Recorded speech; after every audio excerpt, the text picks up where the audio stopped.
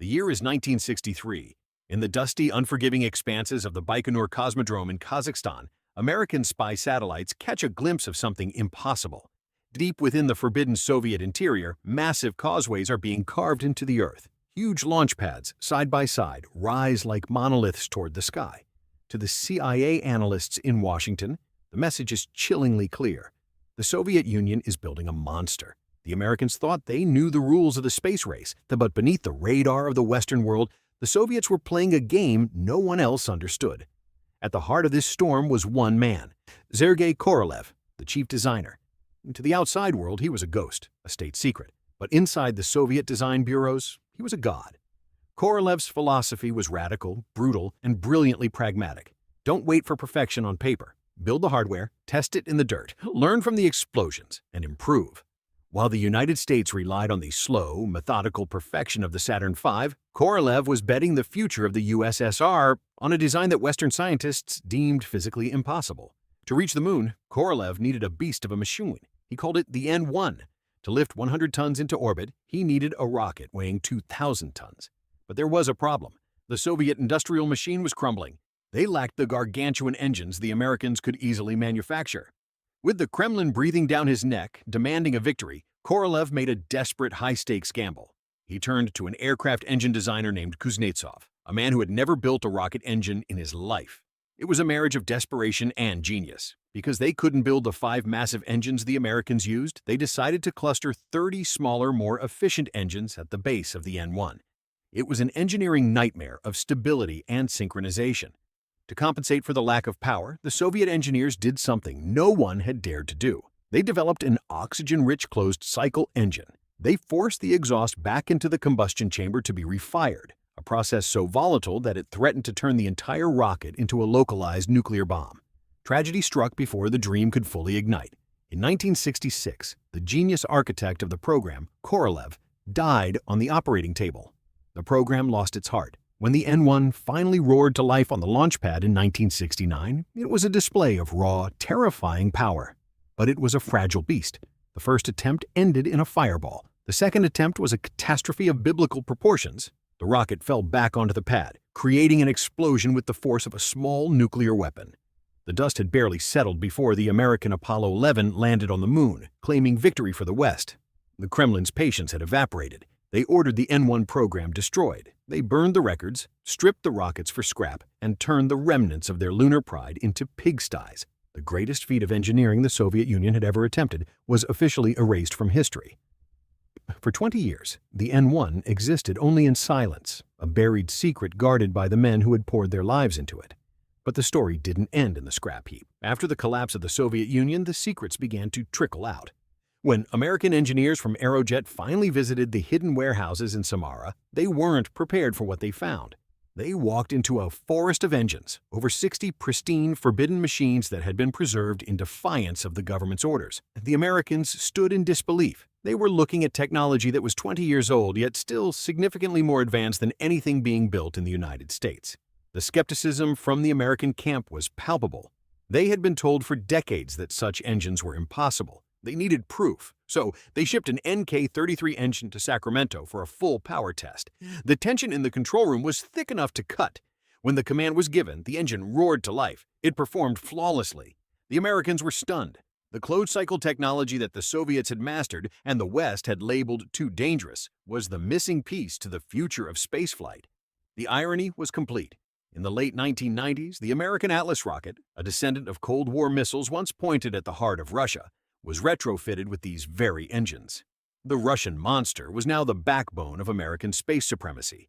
Engineers from Lockheed Martin had to face an uncomfortable truth. For all their money and high-tech superiority, they were still trailing the brilliant, hands-on, hardware-first philosophy that Korolev had pioneered in the frozen, dark days of the Soviet Union. As the Atlas rocket sat on the pad at Cape Canaveral, ready to blast into the Florida sky with a Russian heart, the world watched a new era begin. It was more than a launch. It was a lesson.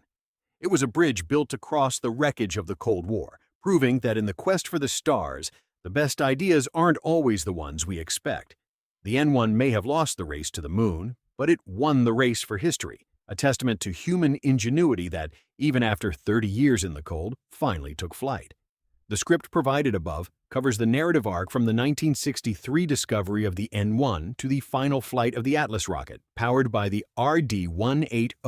To expand this into a full 30 to 40-minute documentary, you need to shift from a linear history to a deep dive format that explores the technical, emotional, and geopolitical layers. Here is the continuation, the director's cut, which weaves in the Part 2 feel, focusing on the human tragedy, the technical masterclass, and the legacy. The silence of the Samara warehouse was not just an absence of sound. It was the weight of a generation of discarded dreams.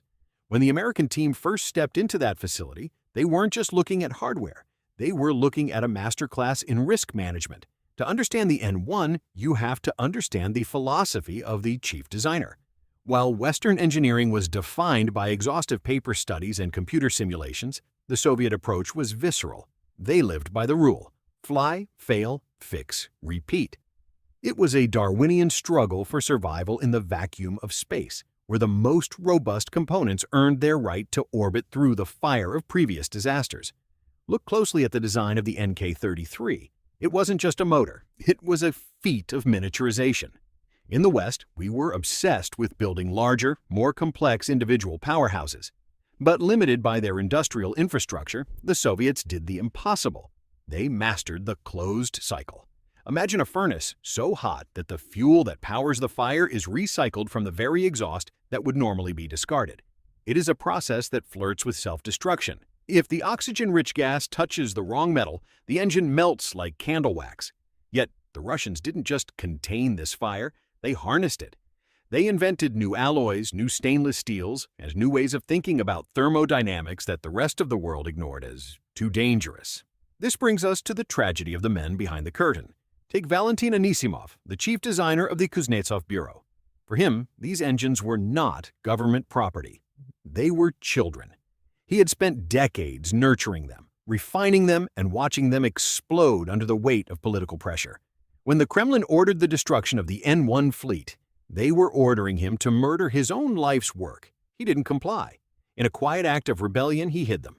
He kept them safe in the dark, betting that one day the world would realize that the value of human innovation transcends the borders of the Cold War. Consider the contrast. 1969. While the world watched the grainy footage of the Apollo landing, the N-1 was burning in the Kazakh desert.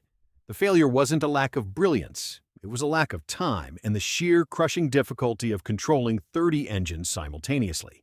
In the United States, we had the luxury of resources, the benefit of an open society, and the safety of a slow, methodical pace. The Russians had the pressure of a collapsing system. They were running a marathon while handcuffed, and yet their engine performance stats were 15% higher than anything we had in our own inventory. The transition from the N-1 to the Atlas rocket is the most ironic twist in the history of the space race. Think about the scene at Cape Canaveral. The engineers at Lockheed Martin, once the titans of the American industry, stood humbled on the launch pad. They were checking the specs on a Russian-made engine, an engine designed to destroy the West, and realized that it was, in every measurable way, superior to their own. There was no greater ego check in engineering than realizing the enemy had solved the riddle 20 years before you started trying. This was the paradigm shift. For years, American aerospace firms operated like technology labs, striving for perfection through cost-intensive, highly specialized designs. But the Russians taught them a lesson in efficiency. They showed that simple, elegant design, a single-shaft turbomachinery, compact and brutally reliable, could outshine the most expensive technology the U.S. could throw at it.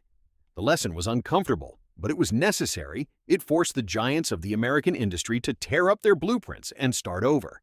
The story of the N-1 does not end with a successful launch at Cape Canaveral. It ends with a question that echoes through every aerospace lab on the planet. Why do we push? Why do we sacrifice entire generations of engineers, billions of dollars, and the very limits of our sanity to reach for a place where we cannot breathe? The N-1 project answers that question with a haunting clarity. It wasn't just about beating the Americans to the moon, it was about the fundamental human urge to overcome the impossible. When you stand before an NK-33 or an RD-180 today, you aren't just looking at a machine. You are looking at the concentrated essence of a struggle. You are seeing the result of engineers who worked under the constant, suffocating shadow of the Kremlin, people who faced the total erasure of their work, yet possessed the quiet courage to preserve their vision. They understood something that many today have forgotten, that true greatness is often found in the wreckage of our failures. The hardware-first philosophy of Sergey Korolev and his successors wasn't a sign of recklessness. It was a profound acknowledgement of reality. In the sterile world of modern software simulations and risk-averse corporate boardrooms, we have begun to fear the fail. We treat the explosion as an end rather than an essential lesson. But the N1 teaches us that the path to the stars is paved with debris. Every time a rocket failed in the Kazakh desert, it was not a defeat. It was a data point. It was the universe telling the engineers exactly what they needed to know. The lesson they learned, that you cannot master the cosmos without first mastering the fire within your own machines, is as relevant today as it was in the height of the 1960s. Look at the global landscape of space exploration right now. We are currently in a second, more frantic race. The names of the players have changed, and the stakes have risen from national pride to the survival and expansion of our species. But the core challenge remains unchanged. How do we build the engines that will carry us beyond the moon to Mars and the outer reaches of the solar system? The answer is hidden in the archives of Samara. It is found in the simplicity of the single-shaft design, the elegance of the closed-cycle system, and the sheer audacity of those who refused to believe that anything was impossible. The marriage of the Russian engine to the American rocket was more than a commercial agreement. It was a symbol of reconciliation. It proved that two rival superpowers, who once spent decades staring each other down through the crosshairs of an ICBM, could combine their strengths to achieve a common goal.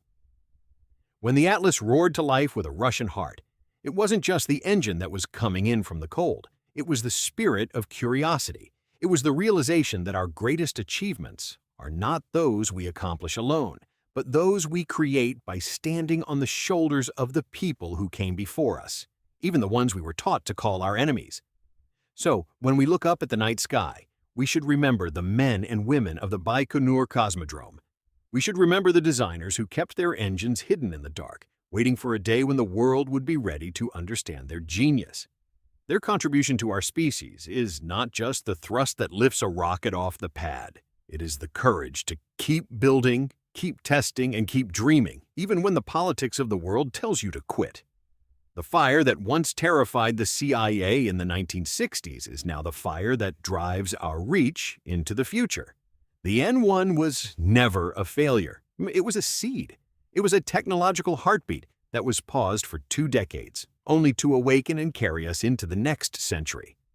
As we prepare to push even further into the deep black, we carry the legacy of the N1 with us. We carry the memory of its explosions, the beauty of its design, and the resilience of its creators.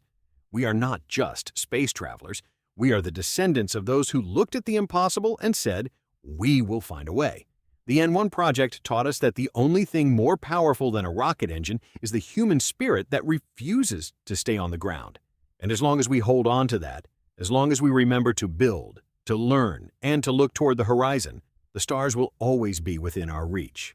The story of the secret Titan is over, but the fire is still burning. And somewhere, right now, another team of dreamers is standing on a launch pad, waiting for the countdown to hit 0, ready to show the world that we have only just begun.